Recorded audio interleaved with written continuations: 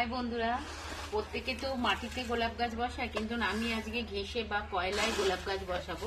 ঠিক আছে, তো এগুলো বসানো হয়ে গেছে, কিন্তু এগুলো যেহেতু কাটাকাটি হয়ে গেছে বলে আর তোমাদের সঙ্গে এটা শেয়ার করতে পারিনি, লাস্ট একটাই রয়েছে।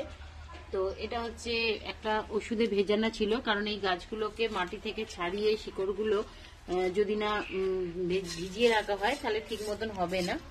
তো এই যে এখানে দেওয়া হলো, এটা একটা পাউডার।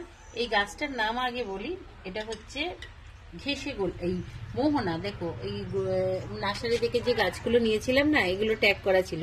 এই গোলাপটার নাম হচ্ছে মোহনা। ঠিক আছে, মানে কত কি নাম হয় এটাই হচ্ছে আমারও জানা ছিল না।